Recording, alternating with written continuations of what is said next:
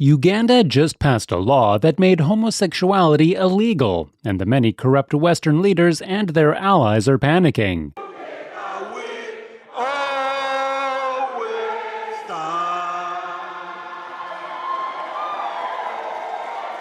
In our country, we will have our morals. We will protect our children. And we are making this law. We are making this law for ourselves. We are making this law for our children. We are making this law for the children of our children. This country will stand firm. And once it passed, I can tell you, Madam Speaker, we are going to reinforce the law enforcement officers to make sure that homosexuals have no space in Uganda. Same-sex relations are already illegal in Uganda and over 30 other African countries.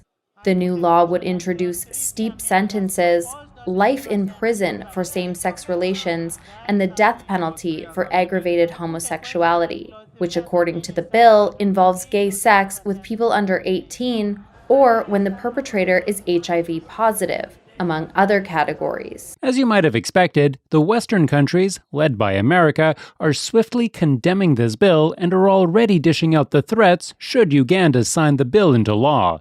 The bill is one of the most extreme anti-LGBTQI+ laws in the world. If the AHA is signed into law and enacted, it would impinge upon universal human rights, jeopardize progress in the fight against HIV/AIDS, deter tourism, and invest in Uganda and damage Uganda's international reputation.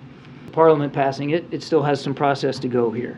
We're certainly watching this real closely, and we would have to take a look at whether or not there might be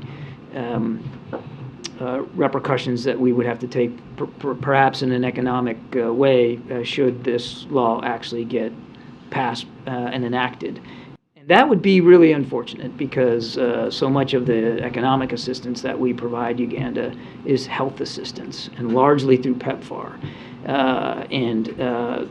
You can see a world in which a law like this, should it be enacted, would not only, as Karine rightly said, just be devastating to a whole community of people inside Uganda, but if it were to have any kind of an effect on our economic assistance, that would only make that worse. So we'll have to take a look. I want to begin by taking a moment to condemn in the absolute strongest terms the despicable law put forward by the Ugandan government discriminating against the 2S LGBTQI+ community. This is something that Canada totally and completely stands against. We will be looking at how we can support the community in Uganda as we continue to stand for 2S LGBTQI+ rights in Canada and around the world. And we call upon all leaders, including all leaders around the world, but particularly Commonwealth leaders, to come out and clearly condemn this despicable piece of legislation. This is how far America and other Western countries can go to bully a sovereign country into yielding to their demonic agenda. Nobody concentrates so much on homosexuals. Nobody is hunting them. But because they come and want to force us to say homosexuality, oh yeah, that's how you get now a backlash. They are the ones who are provoking all this. Our attitude on homosexuality is that these are deviants. They are deviants from the normal. There is the normal, there is the deviation from the normal. But you don't kill. The deviation from normal is also part of nature. You can get somebody born with 6 fingers instead of 5. You can't kill him. But then you don't go around and say, oh, this one, the deviation is the normal. It is the provocation by the Western countries. When a nation like the U.S. threatens to impose economic sanctions on another nation because of LGBTQ rights, it goes to show how Satan is using these ungodly elected officials, government appointees, and employees to intimidate and punish a country for making a law they believe is in the interest of their citizens. Let's talk more about that, Roland. What are the dangers and ramifications of passing this bill, or rather criminalizing LGBTQ relationships, both for the community and also for our country?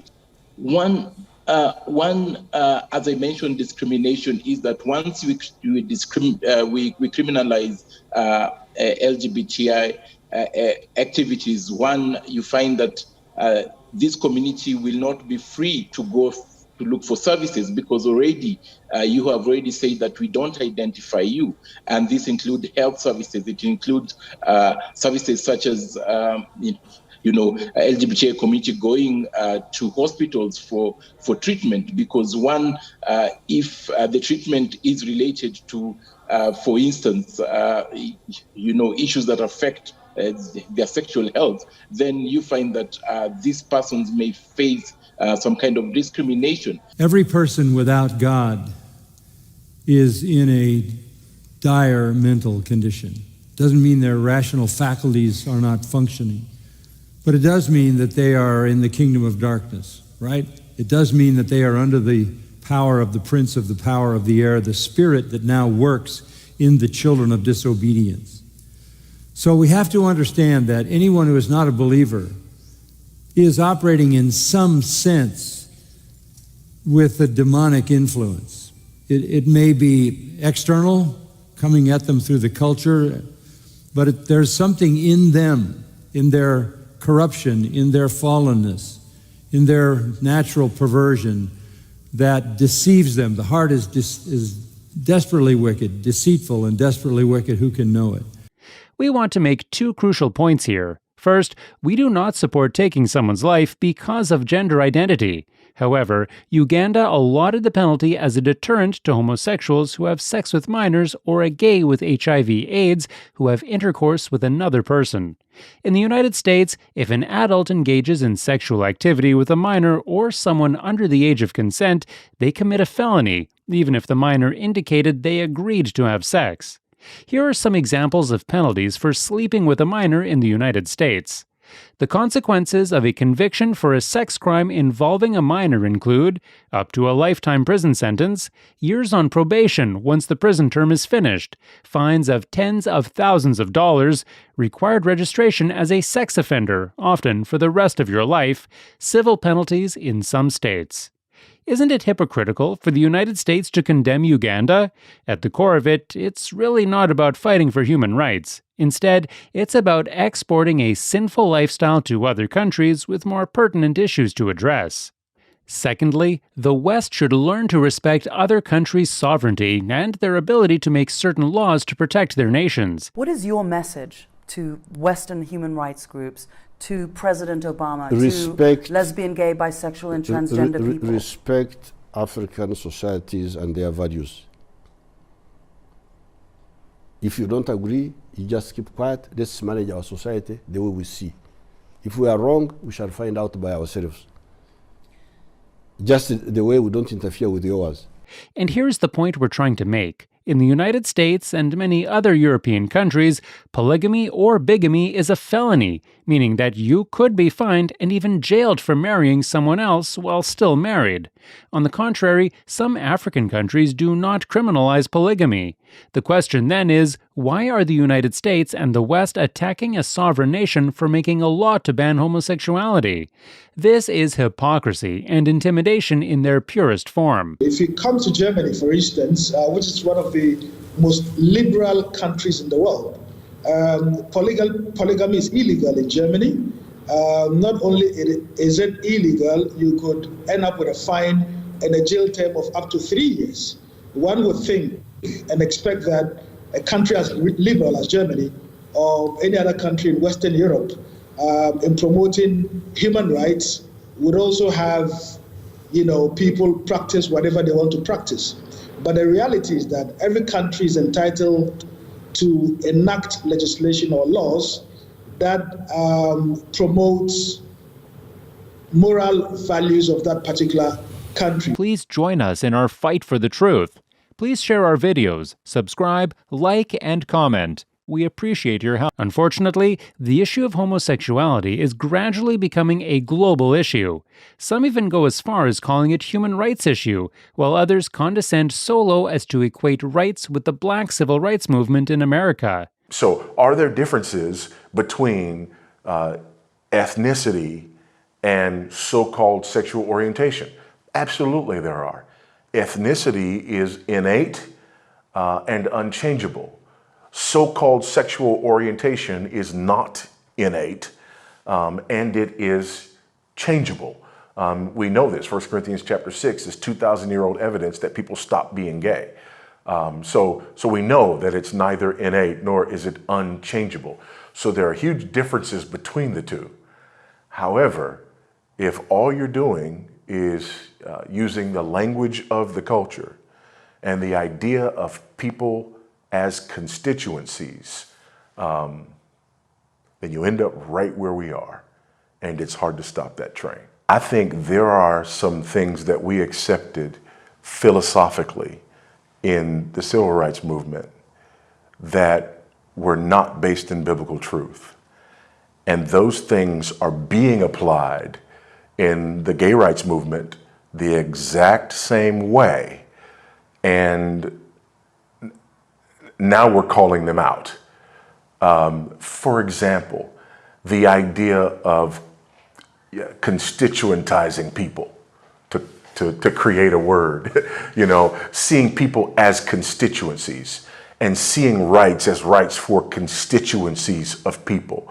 And this continued division of ourselves based on our constituencies and our so-called communities, this community, that community, the other community, and rights being sort of divvied up by community. That's problematic. I think what we're seeing now is the homosexual community latching on to some of those very concepts. These concepts, by the way, which are rooted and grounded in cultural Marxism. This was the goal of Gramscian Marxism. Divide people up into constituencies. And then the way you gain power is by making promises to and representing particular constituencies. Now, you never give them what you promise, but by creating this idea of constituencies and being the one who is the representative of the constituencies, you gain power and you keep your power to the degree that things don't get better for your constituency. So now what happens is, even when gains are made, you have to downplay those and go looking for other things that are problems, because again, that's the way you keep your power. The homosexual community has latched onto that, has identified themselves as a constituency who is deserving of, our attention and our pity. They did this intentionally using the AIDS crisis, and the direct result is they now have achieved a one-to-one correlation that we're finding it very hard to move away from. Moreover, just as the Western countries are pushing other countries to embrace homosexuality, the Pope seems to be pushing for it too. Not that we're surprised.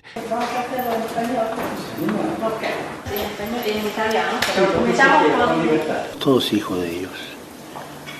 Y Dios nos quiere como estamos y con la fuerza que luchamos cada uno por nuestra dignidad.